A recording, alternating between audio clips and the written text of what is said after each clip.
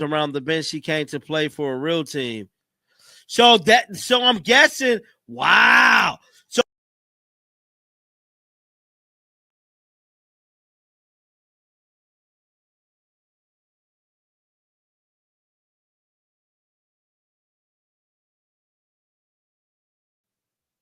Joanna Bonner wanted to play for a real team? Somebody said maybe someone would throw a green. No, man. Somebody said those might be illegal in Indiana. Recent footage has emerged showing Connecticut Sun forward Alyssa Thomas making controversial statements to spectators near the court during a game against the Indiana Fever. Multiple witnesses reported hearing Thomas repeatedly tell supporters that she came to play for a real team, directing these comments toward Fever fans in attendance. The incident occurred during what appeared to be a heated matchup, with Thomas making these remarks multiple times throughout the contest. Social media users quickly began sharing clips and commentary about the exchange, leading to widespread discussion about professional conduct and team rivalries within the league. Questions arose immediately about the authenticity and timing of the reported comments. No, man. Somebody said those might be illegal in Indiana, probably. I honestly just watched it both. Yes, both of my eyes. Seems the fake team punishment. Are you serious? Wow. Wow. She said that, huh? That's crazy, bro. That's crazy. Mercury admin, man, they sick. And they've been talking sneak dissing and stuff. Aaliyah and Sophie had their podcast drop today. Some observers initially wondered whether the information came from outdated social media posts, though verification confirmed these were recent statements made during the actual game. The timing and context of Thomas's words have sparked debate about appropriate player behavior toward opposing team supporters. The controversy extends beyond Thomas's individual comments, as other players from the Mercury organization have also been involved in various discussions and social media activity that some perceive as disrespectful toward the Fever franchise. These incidents have contributed to growing tensions between certain teams and fan bases throughout the season. During the same period, roster management questions have emerged regarding player contracts and team composition. Man, they sick. And they've been talking sneak dissing and stuff. Aaliyah and Sophie had their podcast drop today, and they played and they balled out.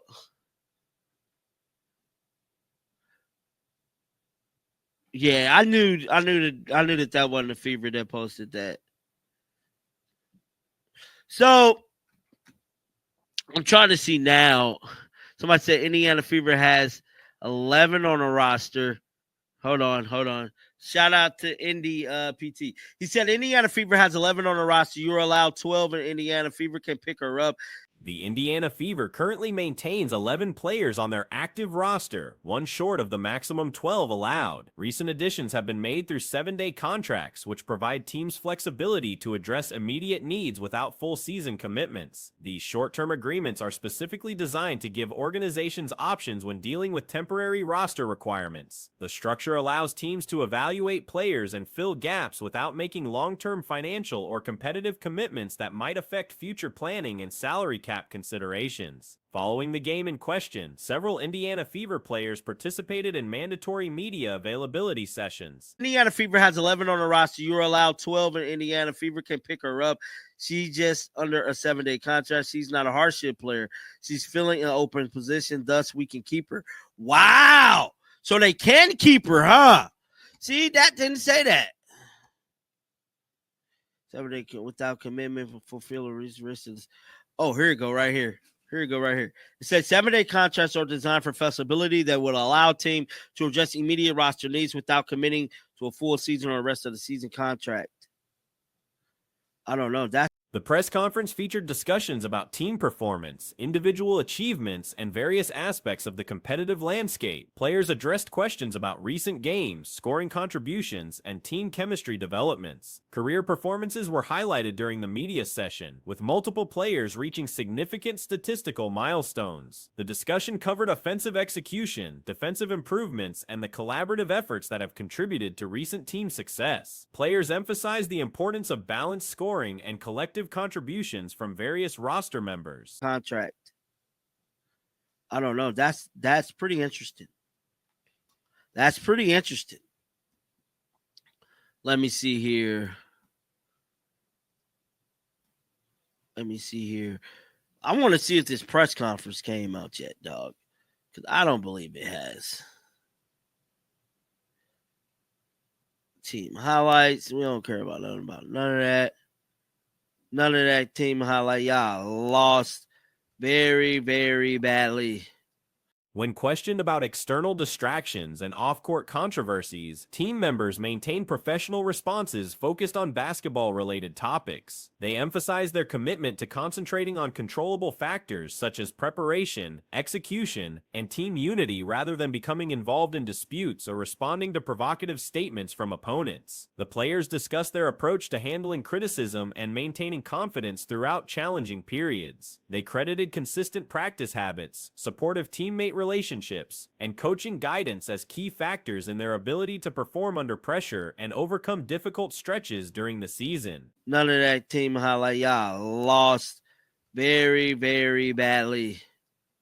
We don't care about none of that. Let me see here. So their press conference has not dropped yet.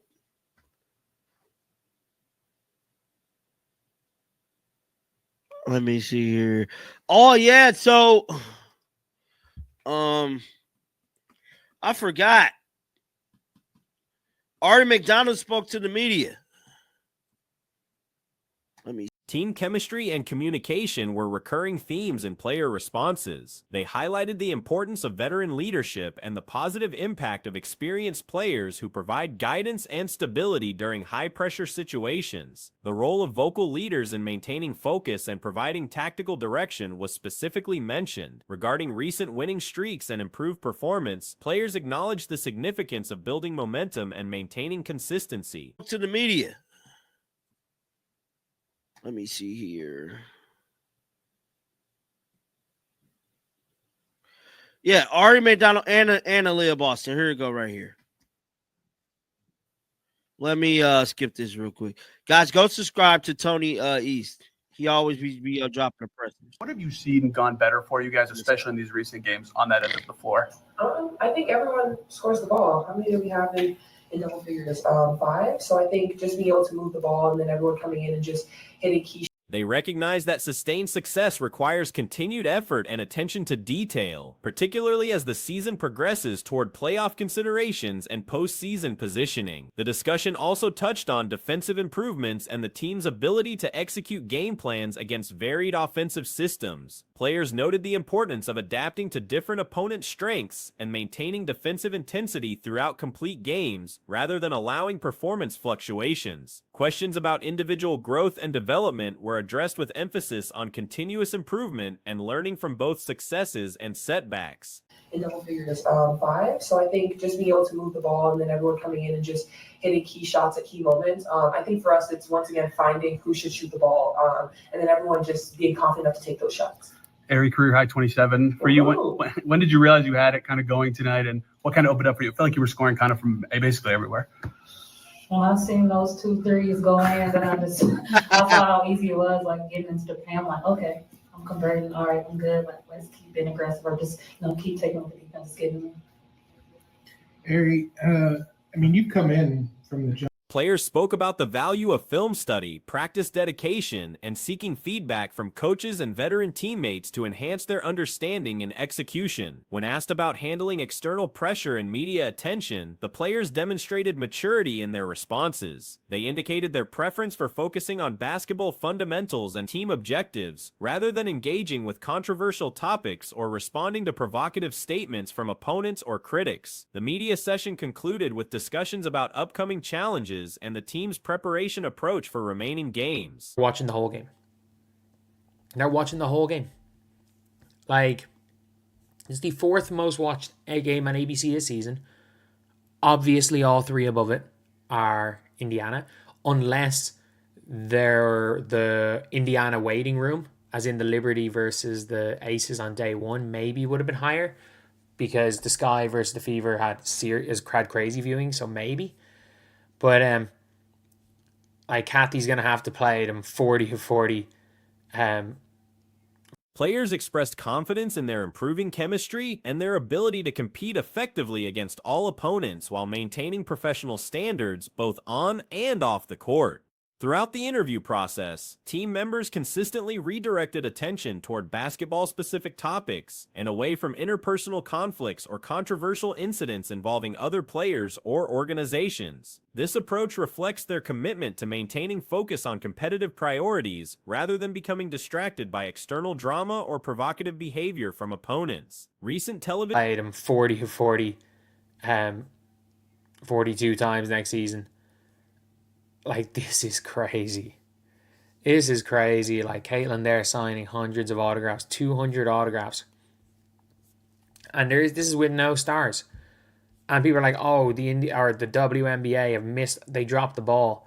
The WNBA dropped the ball. They got to play each other 10 times next season.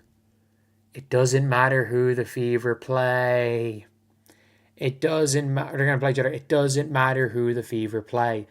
The matchup between the Fever and Chicago Sky generated significant viewership numbers that underscore the team's sustained popularity. A widespread social media discussion emerged, suggesting that broadcast executives recognize the Fever's drawing power, with some fans theorizing that television networks prioritize Indiana games due to their consistent audience appeal. Whether this perception reflects actual programming decisions or fan speculation, the viewership numbers support the team's marketability. The Fever vs. Sky contest, featuring neither Caitlin Clark nor Angel Reese, attracted 1.7 million viewers with an average viewing duration of 1.5 million, indicating that most audiences watch the complete broadcast rather than tuning out early. It doesn't matter. They're going to play each other. It doesn't matter who the Fever play.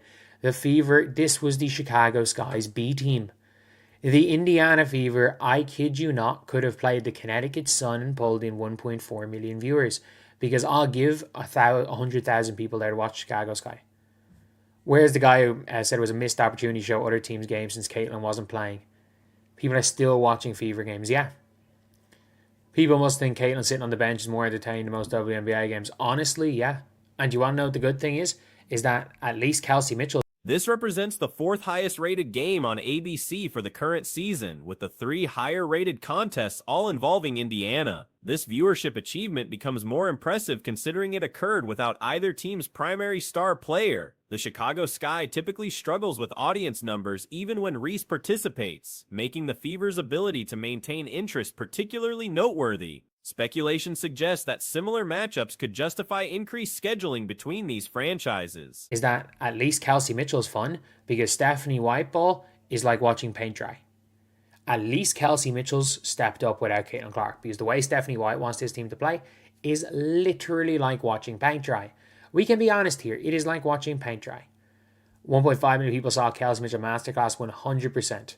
100%. Kelsey Mitchell was unbelievable. Like, that is the best game any Fever player has played since Barbie night last year. I still think Caitlin Clark, because she had the absence of marquee players didn't diminish fan engagement at the venue either, with reports of players signing approximately 200 autographs after the game. This level of fan interaction demonstrates sustained enthusiasm beyond television audiences, suggesting genuine community investment in the team rather than purely Clark-driven interest. Critics who predicted significant viewership drops without Clark appear to have underestimated the Fever's broader appeal. Some observers noted that even Clark sitting on the bench generates more audience interest than many complete WNBA games featuring other teams, highlighting the franchise's unique position in the league's entertainment landscape. last year. I still think Caitlin Clark, because she had a iffy fourth quarter, she didn't even need to have a fourth quarter, versus the Liberty this year.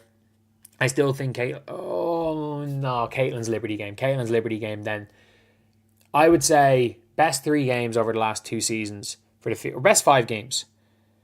I think Kelsey Mitchell, Aaliyah Boston versus Atlanta last year is my top 5 would be Aaliyah Boston versus Atlanta last year. This game from Kelsey. Kelsey Mitchell's outstanding performance provided compelling basketball content, delivering what many considered the best individual game by any Fever player since notable contests from the previous season. Her efficient 35-point scoring display against Chicago's depleted roster showcased the team's capability to produce entertaining basketball without their primary star. However, questions remain about long-term sustainability of this interest level. The team's playing style under current coaching tends toward methodical approaches that some find less engaging than the fast-paced, highlight-generating basketball that characterized their most popular games with Clark healthy and active. Last year is my top 5 would be Aaliyah Boston versus Atlanta last year, this game from Kelsey Mitchell, Caitlin versus New York this year, Caitlin versus Chicago this year, and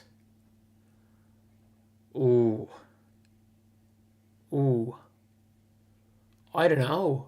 Maybe Aaliyah versus New York in the loss this year for the top 5. Maybe Aaliyah in the loss. Or maybe Kelsey in one of her 35-point games last year. But what Kelsey did against the Chicago Sky bench was unbelievable. But at the same time, you expect it as the Chicago. The Fever's passing game reveals structural limitations when Clark isn't orchestrating the offense. Few players demonstrate the ability to create opportunities through lateral ball movement, with most restricting their playmaking to straightforward passes rather than the side-to-side distribution that creates optimal scoring chances. Sophie Cunningham emerges as one of the few players capable of effective cross-court passing, while other key contributors like Mitchell and Hull focus primarily on their individual offensive contributions. This limitation becomes more pronounced when trying to maintain the ball movement that creates the exciting offensive sequences audiences expect. Against the Chicago Sky bench was unbelievable, but at the same time, you expect it as the Chicago Sky bench.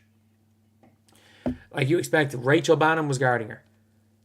They didn't have anyone that could live with her. Not that you expect 35 on efficient shooting, but you expected. I called 30 before the game started. I called 30. And she stepped up. But, like, it just shows there are so many people that are interested in the Fever still. Look, I don't know how long the Fever hype lasts without Caitlin, without the Showtime. Current roster construction emphasizes experience over the athletic, fast break style that generated much of the team's early popularity. Future roster decisions will likely determine whether the franchise can maintain its elevated profile or will see gradual audience erosion as the novelty of their breakthrough season diminishes. Clark's rookie season statistics support arguments about her transformative impact on team performance and league visibility. After struggling through an initial adjustment period that included an extremely compressed schedule, her production over the season's final 29 games reached MVP caliber levels, coinciding with dramatically improved team results. Don't know how long the Fever hype lasts without Caitlin, without the Showtime Fever, without the 7 seconds or less Fever, without Caitlin going and cooking. I don't know how long the hype lasts, because if we're going to be honest, the Fever are unbelievably boring without Caitlin Clark. They are sometimes boring with Caitlin Clark when Stephanie White just wants to walk the ball down, but they are always boring without Caitlin Clark. There were times where they start to push the tempo. The thing is that a lot of the running is for nothing almost, because the team's record transformation from 2-9 to 18-11 over the remainder of the season demonstrated competitive improvement that extended beyond individual statistics. This winning percentage over the season's latter portion matched or exceeded most playoff teams, suggesting sustainable success potential with proper roster continuity. Comparative analysis of rookie performances indicates that Clark's impact remains unmatched despite various attempts to diminish her achievements through selective statistical presentation. Even accounting for early season struggles common among rookies, her overall contribution to team success and league popularity remains unprecedented in recent memory.